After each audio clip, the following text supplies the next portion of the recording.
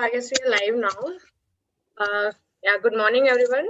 I welcome you all in today's live webinar on importance of documentation during labor. And I would like to thank Dr. Nandini for this webinar. And I'll give a little intro about her. So Dr. Nandini Sarvanan is Assistant Professor at Department of Obstetrics and Gynecology at Vinayaka Mission College and Hospital in Pondicherry. She is a silver and gold. She is Dr. Mary Jones Gold Medal for Best Outgoing Student of CMC Vellore. She has silver medal and gold medal in winner in Annual Research Award CMC Vellore. Then she has received Dr. Kamini A. Rao Otakar 2020 for South Zone and Yuva Foxai. She is a district instructor of Indian Academics of Pediatrician. She is active lactation counselor in Breastfeeding Promotion Network of India. She is a life member of Foxai Indian Federation of Ultrasound Society, and active member of Women in Public Sector, organized several health awareness programs in rural areas. She is a principal investigator for ICMR and Fluid Research Grant CMC Research Project, and she also have published papers in peer-reviewed and Index Journal. So yeah, I welcome you, Dr. Nandini. Thank you, Priyanka. So yes, ma'am, you can start with the presentation. Yes, sure.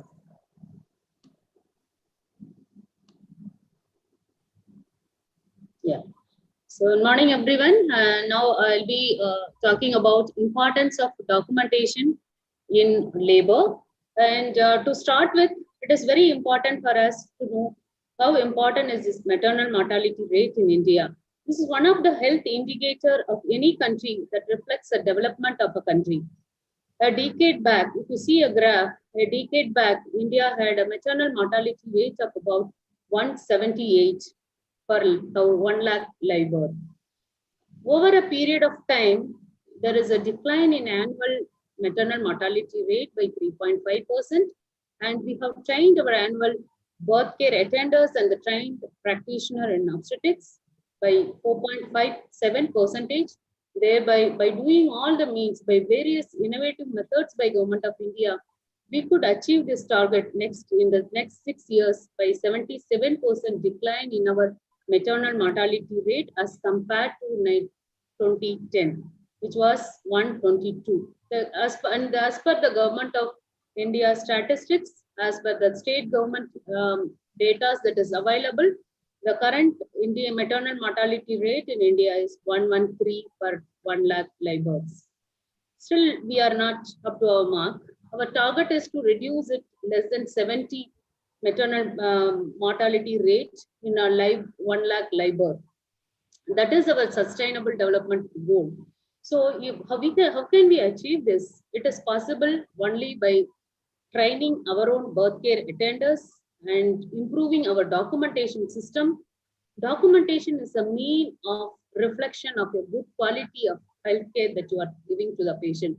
That is the evidence. So by doing all those things, implementing various programs that is being innovated by Government of India, we could achieve this target by 2030. If we can do that, so it is a great for every one of the healthcare workers. That is what we are working for.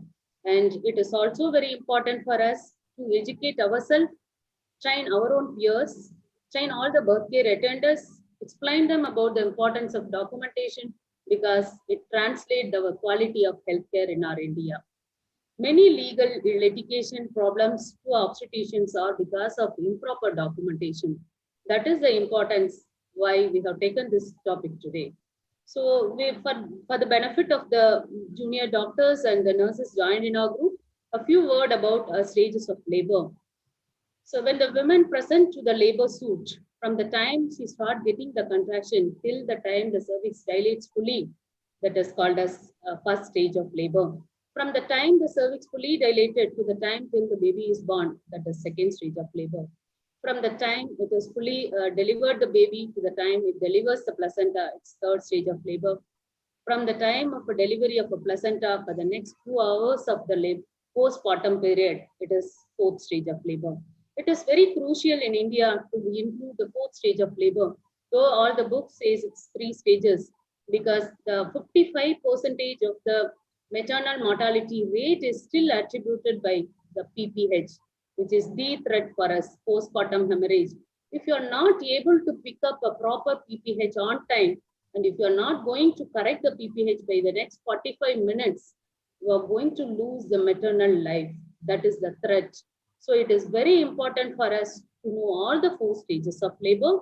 It is also very crucial for us to manage and update ourselves and know the recent technologies, know all the current methods to manage. It is the crucial, and it is very, very essential to train our own birth care attenders who are taking. It is very important. It is not a single man hand which is going to make a difference in this. It is a teamwork. It needs to be translated to everyone. That is the importance of you documenting, understanding, and translating into an easy mean for making everyone understand this. This slide explains the same. The stages of this labor varies for a first baby and for the multigravidas. It may be 12 to 14 hours for a primary in first stage, whereas it may be 6 to 8 hours for a multigravida. And the same way, the second stage can last up to 1 to 2 hours in a primary, whereas it's only 1 hour in a half an hour to 1 hour in a multi. And then according to primary and multi, the placenta on an average, it takes 10 minutes to 30 minutes to deliver the placenta. And the next 2 hours is very crucial for every mother to monitor properly and document it correctly. Because labor is not a one-day story. It is a long story. It needs to be diagnosed at a proper time. It needs to be planned, your management, and you need to know what exactly you are going to do for it. Next, we will move on to the stages management. Management is not a single word. It is the diagnosis. Diagnosis of any condition is given 70% of the diagnosis is given by the history. When the patient narrates a history to you, listen patiently, because your history will tell the 70% of the diagnosis. He's trying to tell you the diagnosis, not the story of himself. So that should be the understanding when you take a history to a patient. You should listen in a chronological order. You should enter, you should document how the process of the problem started. That will give you 70% of your diagnosis. The rest 30%, the 20 more percentage is given by your clinical examination. Clinical examination will yield the diagnosis in 20 more percentage. Together 90% when you see a patient, when you take a proper history, document, and do your clinical examination, you got your 90% of a diagnosis. The rest 10% is by your investigations. A good clinician will do only a selective investigations and the needed treatment to a patient. So that needs to be the management, next line of management. When the patient presents to you in a labor suit, you need to diagnose whether she is in a true labor or she is in a false labor. So within 1 hour of admission into a labor room, a good obstetrician should figure out whether the patient is in true labor or in a false labor. If the patient is in true labor, we are moving on to the next step, that is the management of a labor. So the management of the labor starts with the preparation. How you are going to prepare this patient to a labor suit? What are the things that you are going to monitor in the process of labor?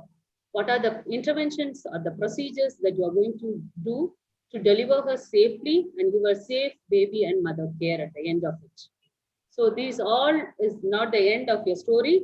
This needs to be properly documented from the time she enters your labor room to the time she leaves your labor room. It needs to be properly documented and legibly documented. This is the mantra. If it is not documented, then it did not happen. That is the mantra. So that hold good for many centuries together, even in future.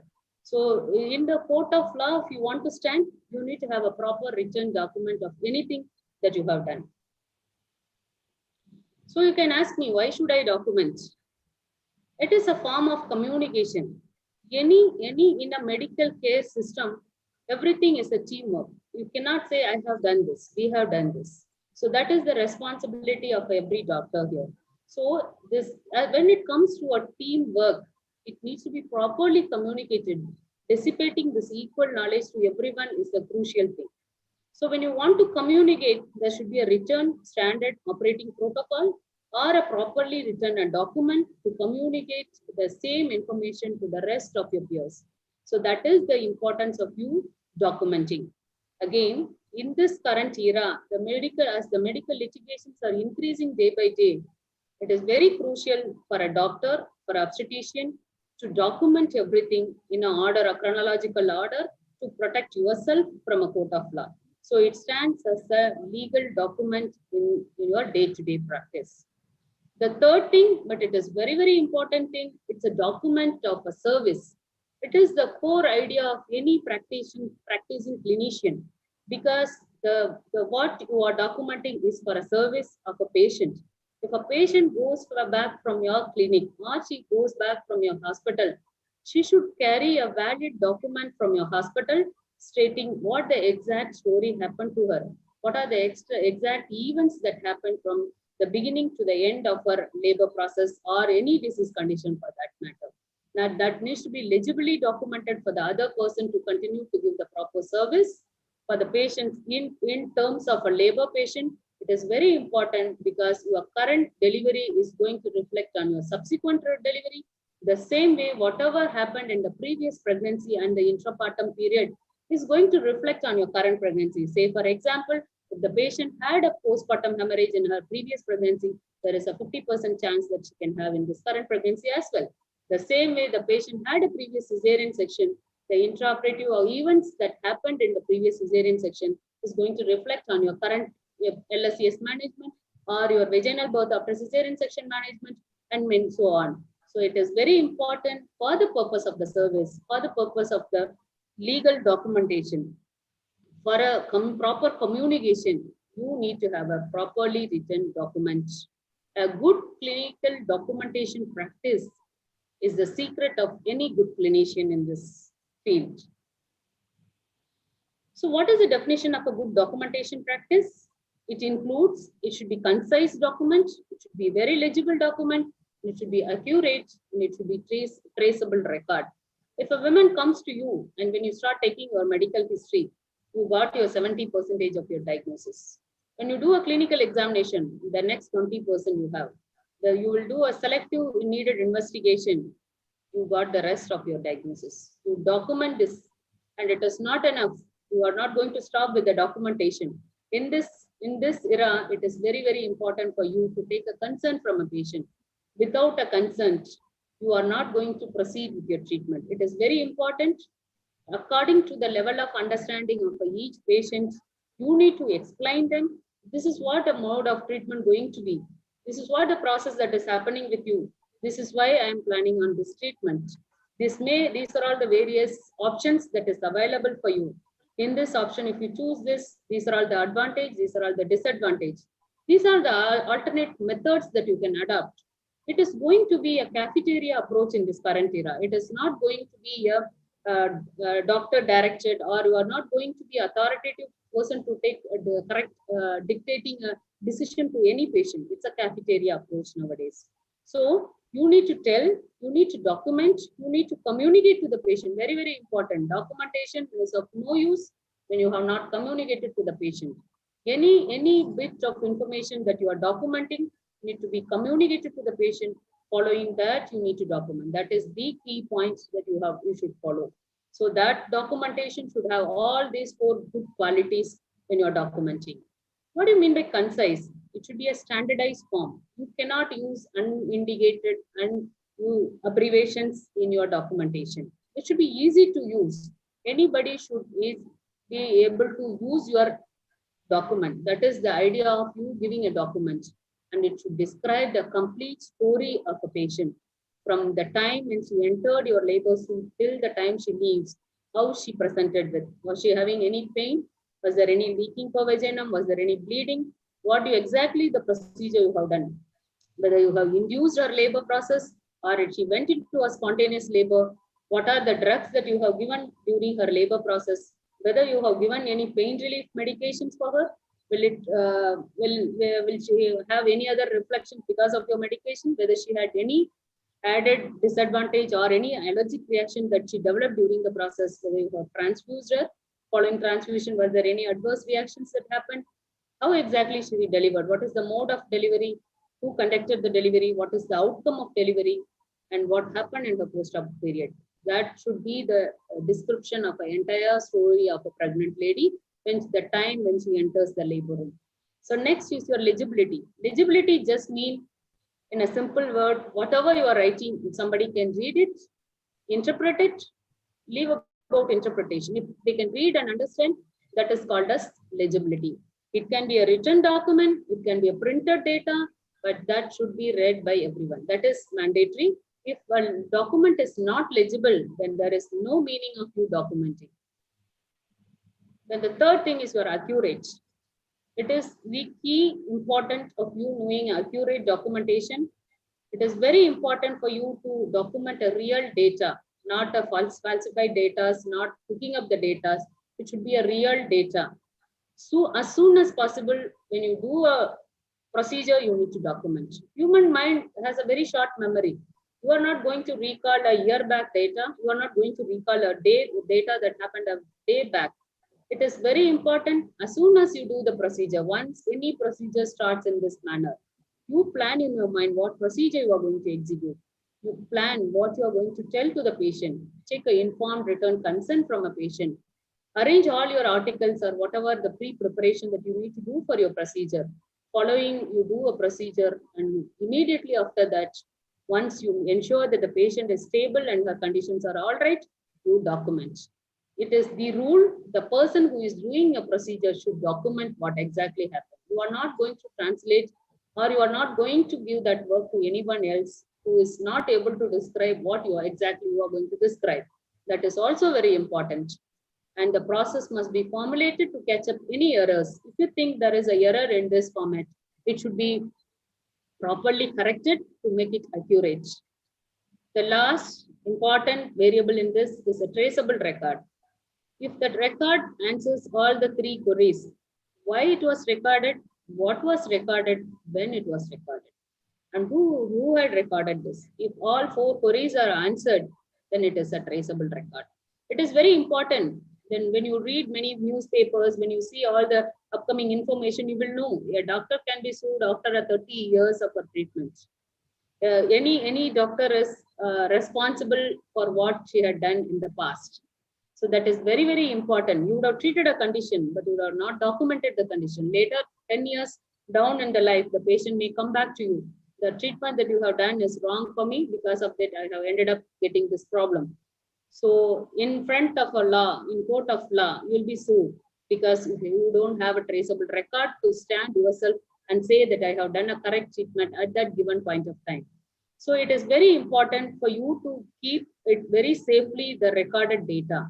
So that is the importance of every place to have a medical record department, and they have a vital role in any bigger institution or in a hospital to keep it in a proper way and reproduce the data. And the current data, whenever the patient is requesting for any particular document, it is our responsibility, it's patient rights, that we have to give that data to the patient.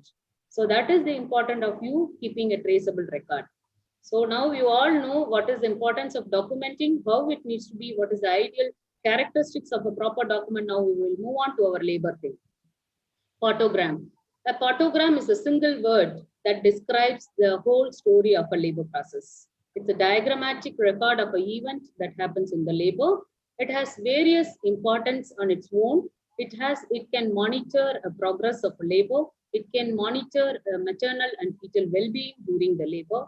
And also it detects the early detection and management of a labor abnormality. That is the importance of a photograph that needs to be educated to each and every healthcare worker in our system, starting from the auxiliary nurses and midwives to our undergraduate students, to the medical trained students, and to everyone who is conducting a labor, because it is not very difficult to learn. It is a simple method and everyone should know to monitor a proper labor. And in a single sheet, you will get a lot of information, the entire story of a labor patient, if you have marked it properly.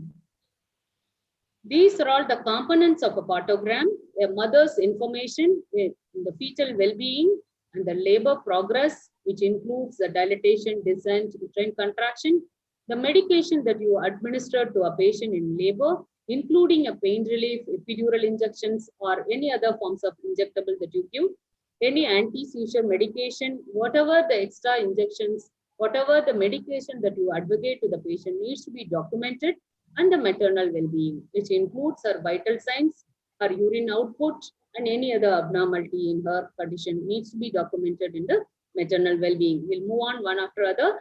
The first, in the mother's information, it is very good idea. It is very mandatory to call the patient by name, not as a case or by any other means. They needs to be addressed with respect. Mrs. So-and-so, Mr. So-and-so. The age of a woman and the parity. Parity and the obstetric score is the key that every practicing obstetrician or undergraduate student should learn how to write it, how to label it, and it is very, very important. And the gestation period, it should be calculated properly, appropriately, especially when the patient comes to a labor room with a labor pain. It is very important for you to assess and recheck your finding and write your gestation period precisely. Write the exact date and time of admission to your labor suit, and when she has rupture of membrane, about a brief, important, significant, salient antenatal histories. The next comes your fetal information, which includes a fetal heart rate. What is the status of your amniotic fluid membrane or your membrane and amniotic fluid? What happens with the molding and caput also will come under the next column of a fetal information that you are seeing. The third column in your photogram is your, again, it also says, because it's very important for you to monitor the fetal heart rate, because safe and reliable way of knowing how is the baby inside. You will listen at the end of each contraction, you monitor the heartbeat, and you record it every half an hour. If you see this photogram, each small square is half an hour interval. Each large square is 1 hour interval. So every half an hour, you need to record the fetal heart rate. And also the state of the liquor you can assess during the labor process, and that needs to be documented because the color of liquor reflects the well-being of the baby. If the clear liquor indirectly translates or tells the baby is safe inside, the same way if it is no liquor inside or the liquor is bloodstained, that reflects the condition of the baby. If it is meconium stain, each time during the contraction, the baby is going to swallow that meconium stain fluid and can end up having a breathing difficulty later. The same way, if there is no liquor inside, that is marked as a A, that means absent liquor. So absent liquor means it's a thick meconium. Each time the baby is going to have a breathing difficulty or the umbilical cord is going to get compressed when the baby mother is getting each contraction. B, bloodstained. Bloodstained liquor means there is a premature separation of a placenta, which is normally located inside. In medical terms, it's abruption. So that needs to be taken in consideration. That needs to be monitored closely to end up in a good, proper delivery of a baby. You need to be very careful while monitoring this. The next column in your thing is your uterine contraction, that is shaded very dark in color. Depending on the darkness, it reflects your intensity of your uterine contraction. That is what marked here. Following that, there is a drug column monitoring. Next, maternal pulse rate, BP, and rest of the things monitored. So it's very important to begin your cervical dilatation graph at 0 because there are a lot of photograms available. But currently, we are using this system. It starts at 4 centimeter dilatation.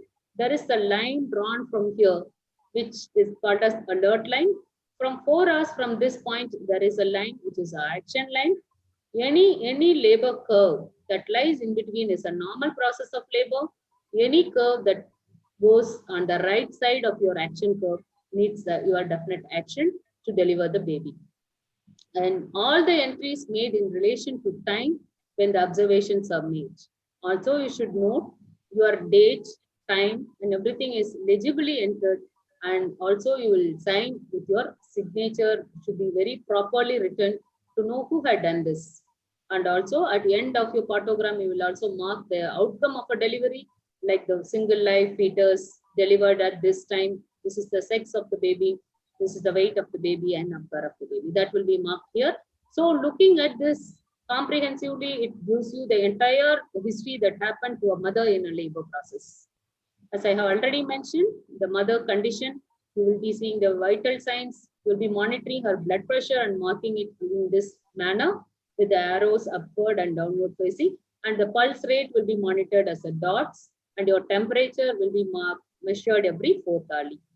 If a woman is a hypertensive or a severe preeclampsia patient, will be monitoring her urine analysis. You'll be checking her urine albumin frequently. The same way, the laboring mother should be well hydrated. So the well hydration will be reflected in your urine output. So it is very important for you to monitor the urine output during the process of labor.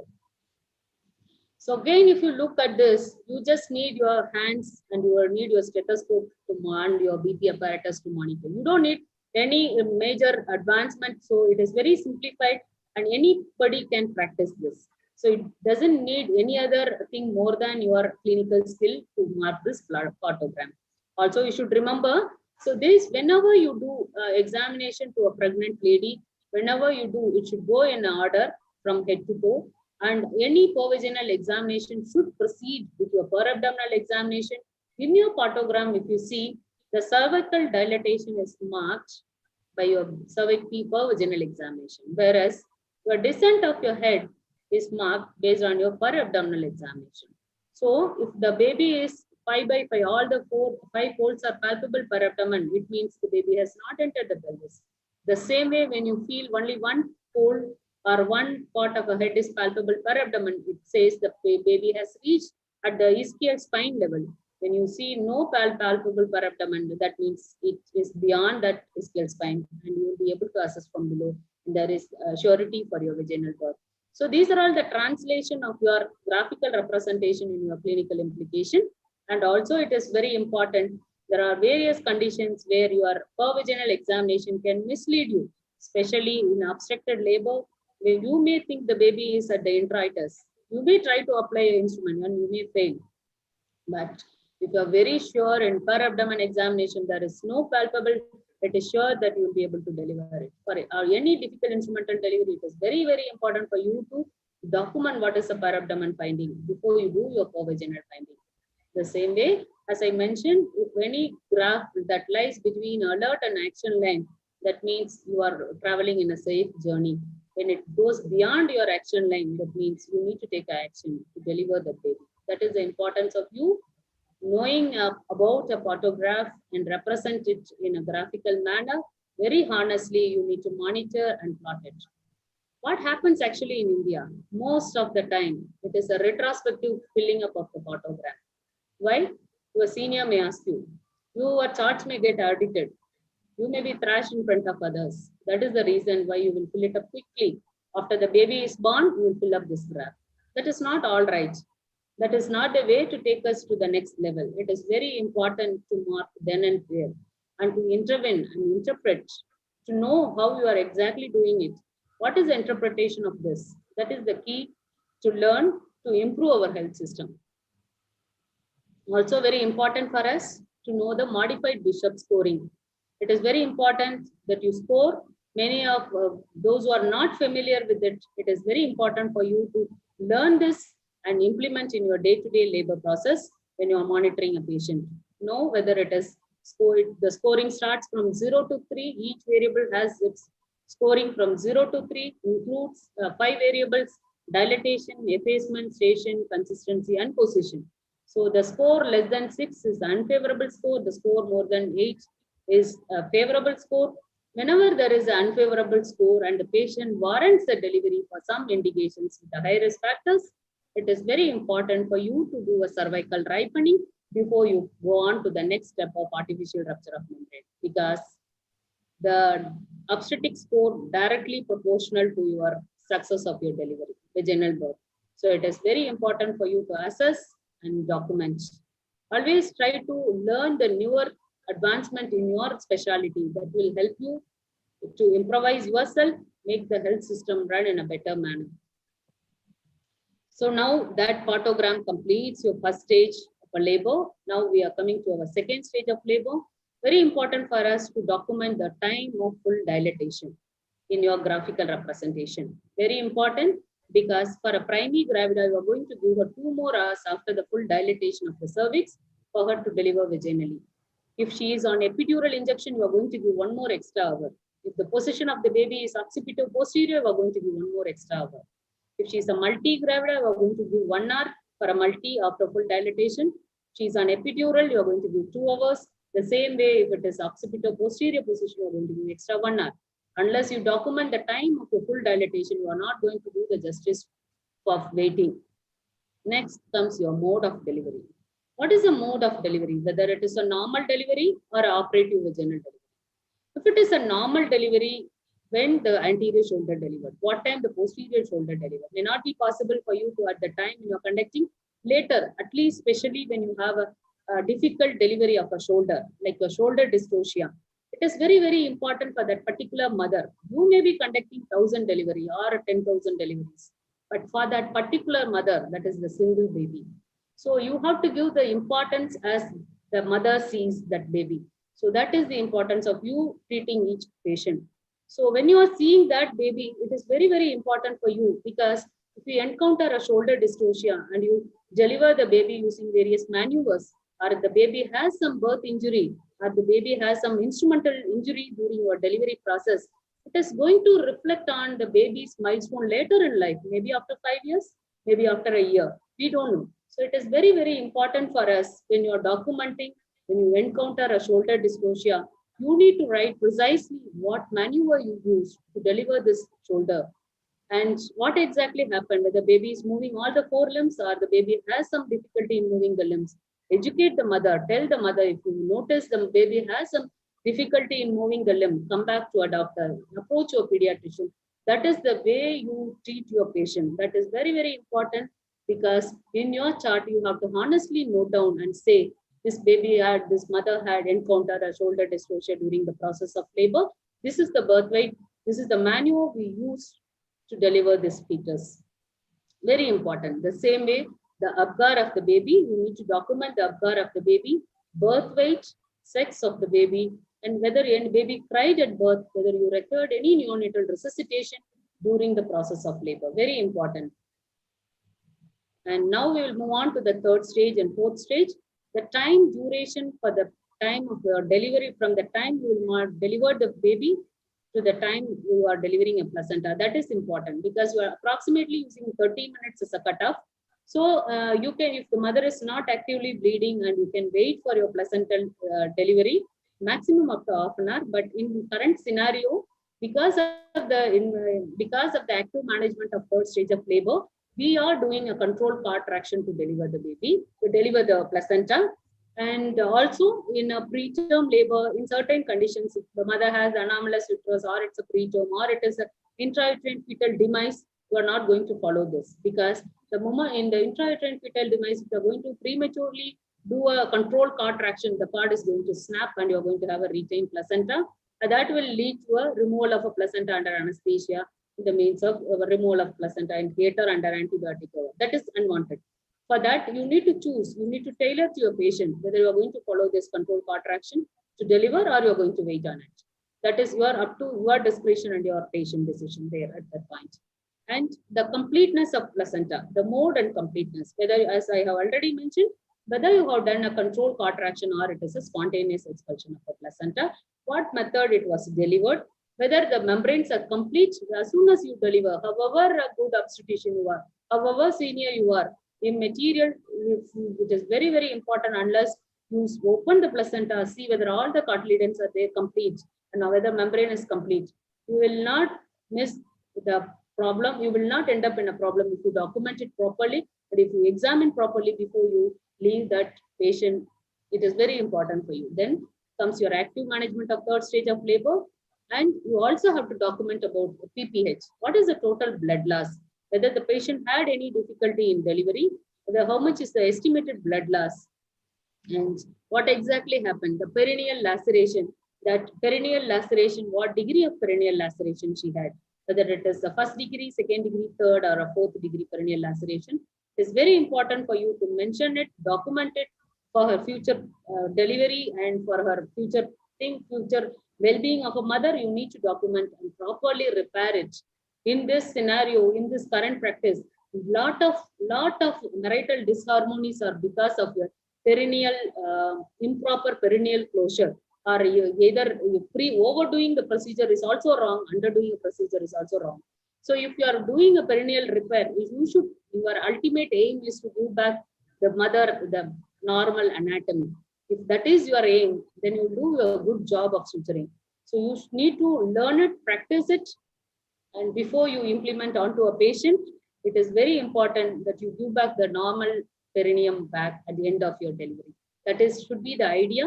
And especially end of all normal deliveries, you should do a rectal examination, document, make sure the rectal sphincters are normal and there is no buttonhole injuries. And you also document it if there is a 4th degree tear that needs to be sutured by a senior obstetrician under a good visible light with a proper anesthesia, and that will prevent her future complication of obstetric anal sphincter injuries later in life. Very, very important point to remember and to document, especially if it's a 3rd and 4th degree tear. The extra antibiotic cover, extra support, extra stool softener that you give, that all needs to be documented and given. Very important. And the cord blood sampling. So whenever there is an option of you collecting a sample from a cord, don't poke the baby unnecessarily. You can collect your neonatal TSH values from a mother blood. You can check the blood group from your cord blood sampling. It is very easy for you to do that instead of you realizing later. RH negative mothers collect extra tube to check your DCT value also. So remember that and do it when you're completing your thing. Nowadays, everyone would like to store the baby blood for their future. DNA blood bankings are available. So cord blood samples are stored. So make sure, prepare yourself before you go into the labor suit. What exactly you are going to do in the time of a delivery. Very important point to remember. Now, we have the interacting with the patient, the humble and very empathetic approach towards the patient cannot be replaced by any means. But then because of this, I'm insisting on documentation repeatedly. So everyone should not spend their time only sold to your documentation. You need to spend the time with your patient. You need to give time to your patient. To do that, we can use our advancement. We can use our technology support. It is not wrong. You have to be technologically update yourself when the technology comes into your thing. So that is when there is a role of electronic fetal monitoring, fetal heart tracing, fetal monitors. We have intrauterine pressure catheters and tocodynamometers, and also intrapartum computer monitoring. So when you utilize these things to document, to record your findings, then that quality time you can spend with your patient. As long as you know how to interpret, as long as you know where to intervene, it's a computer system. It is not going to tell you that you have to go and operate, but it will give you alarm. This is going in an abnormal way. You should have a clinical knowledge. You have to incorporate into a clinical practice, and you have to assess this alarm is showing this. The same thing, that's a machine. It is going to help you make your work easy. So, but you need to choose the proportion. You need to choose when you are going to intervene. So that is the importance of an obstetrician or a clinician to do when you have recent advancement incorporating into a clinical practice. The advantage of all this intrapartum computer monitoring, it's a centralized server network. You can have a bedside stations. You can also have a remote access points, printers, remote patient surveillance, and your increase the participation of your support system to a patient. And it is a continuous monitoring. It improves your continuity of care. These software advancements enable us to give a comprehensive data over a period. Unlike our human being where we need time, we can't do multiple things at the same time. You have to do a procedure, you have to document. Whereas this technology is helping you to take a point of care in a real-time charting. That is the best advantage of it. Immediate alarm features to tell that when it exceeds your critical values. But when you see that value, you need to go and intervene. You need to decide what exactly you're going to do for it. And this software integrated, which helps us to manage as a evidence-based practice, giving us a e-photograph at the end of your documentation. That is the best advantage of your technology. And this all helps us in giving enough time to a patient-doctor interaction or a nurse-patient interaction timing. It helps us to giving reports properly. You can store it. You can give a printed reports for them. And it's a good time management. You can choose it. If you think only the work that can be done by you, you do it. If you think that any technical advancement can help you to do it in a better way, you can use it. You are not wrong. and the flexibility. So nowadays we have a lot of inventions where the patients are not being bound to the bed. They can have a monitoring while they are walking, while they are sitting. It gives a freedom of movement in labor. That is also very important for them to have a normal process of labor, and that is safe. It is not very difficult to manage the safety issues. Last but not the least, ethical and legal concerns. When you are legally responsible for the documents that you sign, whether it is a written sign or it is a digital signature, it is very, very important for you when you are signing, because you are always responsible for your signature. When you sign, you are indirectly telling, I have read the document, I have corrected, there is no correction in this. If anything goes wrong, I am taking a responsibility for this particular document. That is the meaning for your single signature.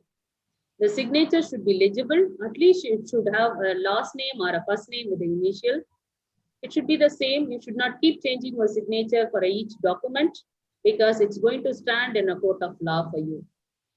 Very important for you in a current scenario, you need to take a consent from a patient as soon as she enters the labor room regarding what procedure we're going to do, what exactly the things that is going to happen to you, when you can anticipate your delivery, what are the things that we are going to do in the meantime, whether your cervix will be ripened. It takes about 14 to 16 hours from the time you keep a medicine till your delivery. And in the process of labor, you may need a pain relief medication. So this all needs to be instructed to the patient before she enters the active labor, because that gives the time for her to read, understand. If you're going to tell a patient who's in labor, I'm going to give an injection, which is going to be very pain-free for you, any patient wants it. But how do you know what are the advantage and disadvantage of epidural? Unless she reads it ahead of time and she imbibe it and she translates it. So it's very important. And the later in life, the patient can say, I was in labor, the doctor's got a signature from me. That's it. So that needs, and also in a concern, it is very important you draw it diagrammatically, represent and show to a patient, this is what I'm going to do. That will take you in a long run. It will help you to maintain your integrity of your work. Privacy and confidentiality. Very, very important for you to remember and maintain a privacy of a patient and confidentiality of a patient. You cannot reveal the retroviral investigation of a patient to everyone. The same way you cannot, for a man, if you want to tell the semen analysis, you cannot put it very transparently to everyone to see what is the semen analysis report. The same way it needs a confidentiality for anybody. So that needs to be protected with a password. Even if you're using a software, all this very confidential report, use it with the password so that only the authorized person are able to visualize that report. That is very important, because that's the patient right to maintain their privacy and confidentiality. Again, it's a responsibility. It's a responsibility of a treating obstetrician, treating doctor, to be responsible for the actions that you do or the actions that is done by your junior, or whatever the mishaps that happens in your labor suit. You are responsible, because ultimately the team leader is a responsible person in court of law. And to a patient, you are an answerable person to a patient. So it's very important for you to be very responsible in your work and maintain that work responsibility. The importance of you incorporating the systems and the technical advancement will help you to get a system over reliance. Whenever, after many decades also, you can retrieve your data and give it back to your patient. It may not be possible in your handwritten documents. That is very important for you to remember. And we have come to an end of our discussion. We are happy to take your questions. And yeah, thank you. Over to you, Priyanka. Yeah, thank you so much, ma'am. So we do have few questions here. So, what is your thought on digital labor documentation? Will it be helpful? Yes, digital documentation, as I already mentioned, we can use our technology to make it a better documentation, because it is going to give us a real-time charting. It is going to enter it, and it is going to give a comprehensive over a period of time, and you can reproduce it at any time. You can give a written or you can give a recorded report to a patient, and which will serve as a proper document for her for ongoing treatment for her. And when you are giving a referral system, it will be very useful for the patient to take the documented report to any other hospital for a better care. In that way, digital documentation is a good innovation in this field. Okay, ma'am. Ma'am, you can unshare the presentation. Yes, thank you. Yeah, so there are some more questions. So, is the cost of digital labor monitoring affordable and effective in small setups? Yeah, it actually, yeah, it should be it should be affordable. I think you will be a better person to tell about the affordability, and I can ensure that any technological investments is depends on where you are employing, when whether it is very useful or not useful depends on the person who's going to use it. Okay. So, we were using olden days our big BP apparatus. Later, we converted into a small digital BP apparatus. Every handhold, every household is having that BP apparatus to check them. The same way glucometers. There are a lot of innovations starting from a small thing. It depends on the technology, depends on how you are going to handle it, whether the same like a mobile app. So it is going to depends on a person who is using it. So it Okay. is So, what? definitely useful in any setup, irrespective of whether you are using in a PHC or you are using in a tertiary care center. It will be useful unless if you know how to use it. It's definitely a useful instrument. Okay. So, one more question is there. Partogram is standardized protocol for documenting the first stage of labor. Is there any such protocol for documenting second, third, and fourth stage? Yes, a very good question actually. It is very, very important for any health institution to maintain a standard operating protocol, especially a labor protocol. So it is a very good idea to design your own antenatal folders which contains a comprehensive details of all these things. That means this woman will be able to carry this single folder from the time she become pregnant till the time she delivers and goes home. So this folder will have all the enlightened risk factors of a patient, all the antenatal checkups that she had, the first stage of labor, the second stage of labor, and third stage of labor. That is very good idea to design your own standard operating protocol. There are various protocols available for your setup. I may not be able to tell you a setup how you can manage in a PHC because the limited facilities you may have. With it, you can still organize your things and put it in a better way to translate into other patient care, and that will be a model for others to take it from you. So it is very easy, but you need to put across your thoughts and innovate your own folders for wherever you are working. It may be a tertiary care or it may be a PHC, but it's a good idea, but this should contain all the variables as I have mentioned. If you do a second stage of labor, you should mention all these things as I mentioned in the presentation. We'll be sharing this presentation as well. Okay, so after that question, so recording of second, third, and stages of labor are done after the events, right? So not during the event. So how it helps in identifying the fake entries? So how it helps in clinical decision? No, I didn't get your question. Yeah, so recording of second, third, and fourth stage is Yes. done after the events, not during, Yeah. right? Yeah. So then how it's going to help in identifying the fake entries, or how it helps in clinical decision? No. Actually, when somebody is documenting a full dilatation of the cervix, that will be done with your per-abdominal examination. You will be doing a per-abdominal examination. You will be assessing whether the head is fully gone inside the pelvis.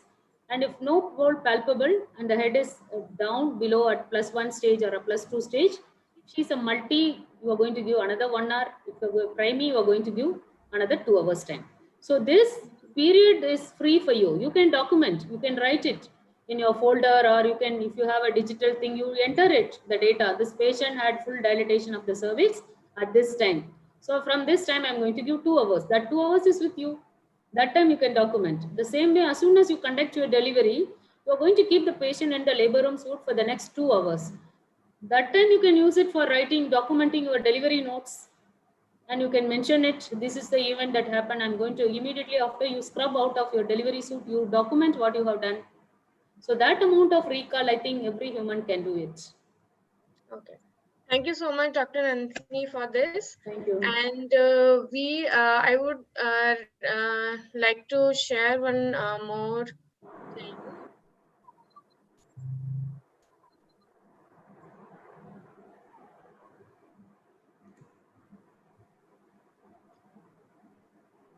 So yeah, I think it was a really great session, and you guys, you must be knowing about Daksh application also. So Daksh application is a very beautiful paperless labor monitoring mobile application.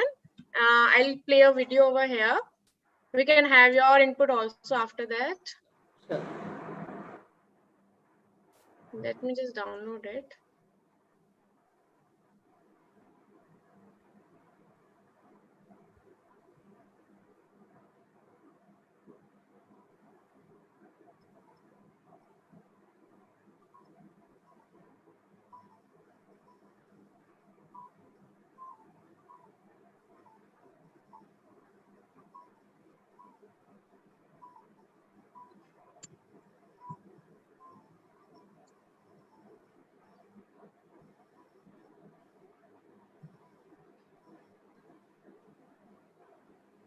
Let me share my screen first.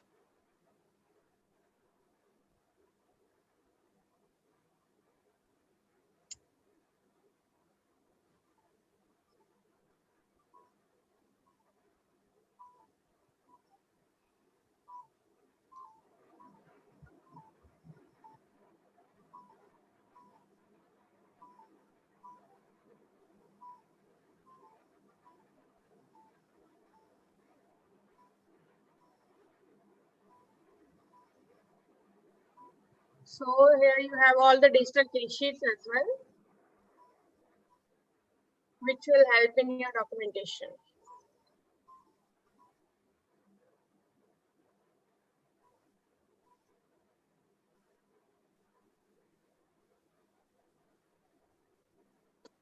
So yeah, thank you so much, Dr. Nandini. And that was our Daksh mobile application, and that will help you guys in documenting all the important events and everything. And I think Dr. Nandini can give some inputs on this. Okay, as I said, basically this technical advancement depends on the hand that the person who's using it.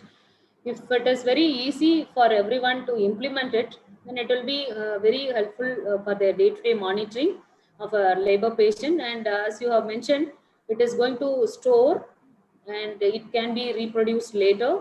And you can also give a printed format to a patient hand. I think that will be helpful for a patient for her future documentation and for her future treatment as well. And if you are giving a referral to a particular patient, and if you are giving it in a recorded form or exact events at real time, that will be of a great help for any patient for her further treatment. Yeah, okay. Thank you so much.